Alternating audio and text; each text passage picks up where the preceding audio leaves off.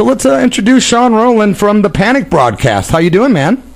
I'm doing good. How are you doing? I am so happy. I know you just got in from work. It's been crazy, but here you are stepping into your favorite thing, music. Yep. Nothing wrong with that, man. No, not at all, bro. I am so happy about the Panic broadcast. It's not the first time that you've joined us. You've got some good news tonight, man. Yeah, I do. It's crazy, dude. It took a long time to get to this point or to do anything this cool, but yeah, we just signed with a indie label out of the UK. Wow. Called We Are Horror Records. It's perfect for us, man. Perfect.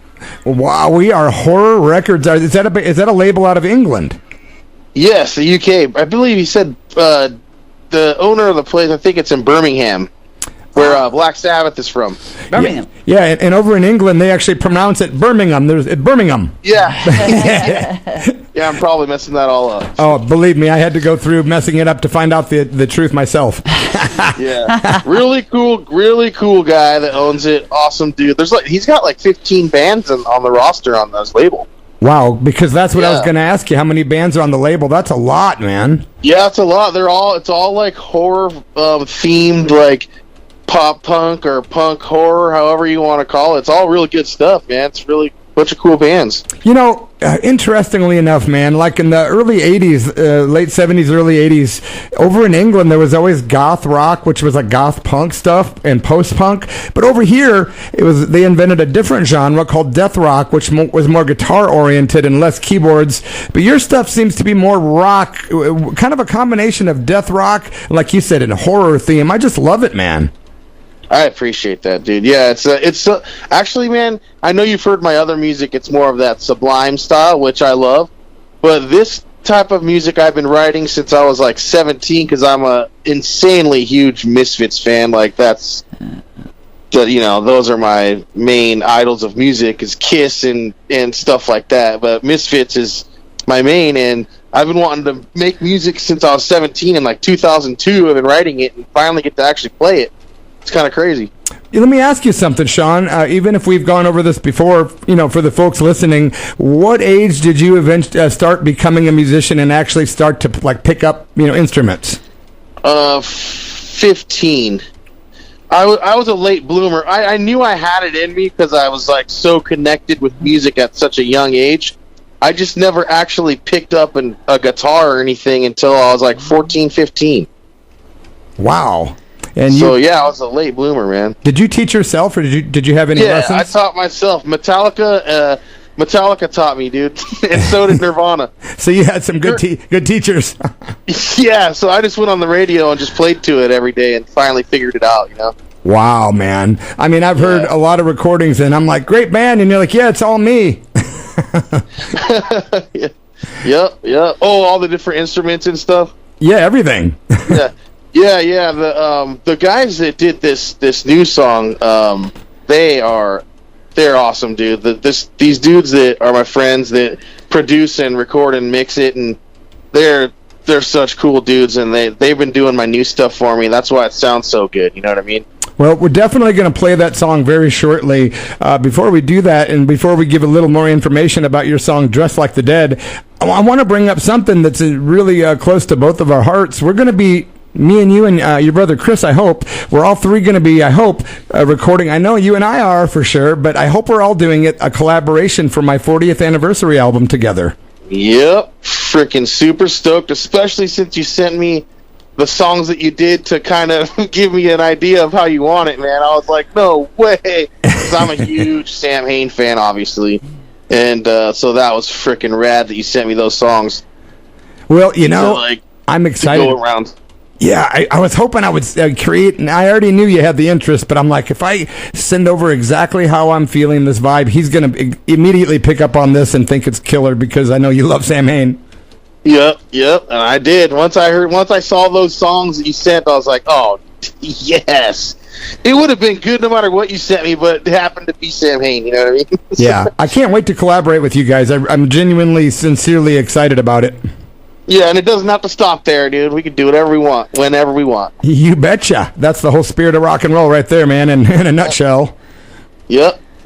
So that brings us to, because that album we're talking about is going to be like next Christmas, but I want to talk about your music specifically. What about, when will you be having a release that's official? Will it be vinyl, CD, digitally? What's going on with that? And when and what will it be called and all that? So far, it's being released only digitally, and I'm just doing singles right now. Okay. But now that I'm with that label, I'm gonna go ahead and finish the album. So I don't have an exact date. I'm guessing within the next couple months.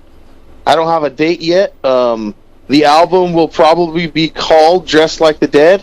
That's what I have in my mind as what I want as the theme. And it should be a couple months, and then it's done. There'll be a full release. Wow! Until then, it'll be a couple more singles, I believe, and then a full release. I'm just happy that it's going to be that soon. I thought you were going to say a year or something. 2 months? That's awesome. No, yeah. Well, these guys that I'm working with, man, they're my buddies. Zim Studios. They live Midwest, and so we do everything kind of remotely. And they're awesome, man. So we get this stuff done pretty quick with those guys, man. They know what they're doing. Yeah, you're a very driven, passionate person and super creative, and those three things are a great ingredient for rock and roll, man. That's for sure. Yeah. Thank you, dude. Thank you. So, Dress Like the Dead, what's the inspiration behind the title and the entire concept? My wife. Mm-hmm. It's a spooky love letter to my wife, is what that song is. I love the way you that's that's how I say it. I say, like, it's a spooky love letter, because people have obviously asked me a million times, is that song about Halloween? And I'm like, well, me and my wife especially, we are huge Halloween people. So, like, we're really big into it, and, like, that's my love letter to her in a spooky way, in a Halloween type way, to, say how much I love my wife, pretty much. Beautiful, man, and that is super. Yeah. What a great thing, man, that you love like that. It's pretty deep, man, and I love it. Yeah. Of course. Was your wife pretty impressed by this whole thing? Yeah. She loves music too. She's way into music. She doesn't play anything. She sings a little bit. She doesn't know it, but she sings. And she's really impressed with it. She likes it. She thinks it's awesome. She loves it. It seems to me that she would fit in perfectly being one of the photographs on one of your album covers, unless you've already done that. Yeah. Oh, did you see that post? I don't think I did. I put a post of a picture that we took of her in full school makeup holding a pumpkin, and I made it all trippy, and I put "Dressed Like the Dead" on the background. It's a cool little reel that I put down. It's funny that you said that. Wow, I did not see that, Sean, believe it or not. That's funny that you said that. I thought that's what you're talking about. Not at all, man, but now that I'm aware of it, I definitely will. The band is called The Panic Broadcast. Is there anything else you want to talk about before we play the song, Sean? I would just like to say, for you guys, thank you for, letting me do this, man. I appreciate it. Oh. It's so nice of you guys. Oh, well, we're super happy to support good music and, especially Blood, bro. But even if you weren't, I would. But being that you are, of course, I'm absolutely going to. And the thing is I really love what you do. It's not just because we're family. No, and I'm glad that's what it is, dude. I'm glad you like. I love your music too, and you know that. Oh, thank you, bro. I really do. You're an actual legend. You know what I mean? Oh boy. I don't have that kind of status. But now there's people out there throwing up right now, Sean. No. Very, very kind of you to say. Yeah, but seriously, thank you for coming on, dude. Really mean it. The song is called "Dress Like the Dead." The band is The Panic Broadcast. We're speaking with Sean Rowland, who I'm so happy to and grateful that he's here. Look, man, you're welcome on the show anytime. And the next time you have news or new music, hit me up. You're on. No problems, no questions asked. I appreciate that. I love you guys. We love you too, Sean. Have a great night, Sean. Thanks so much. You guys too. All right, cheers, bro, and hello to the fam. All right, we will do. Okay, my friends, I want you to turn it up a little louder because you're going to want to, because you're going to want to dance, and you're going to feel the vibrations down in your pants. Yeah, it's the Panic Broadcast. It's called Dress Like the Dead, right here at KSKQ, and, of course, the almighty Church of Rock.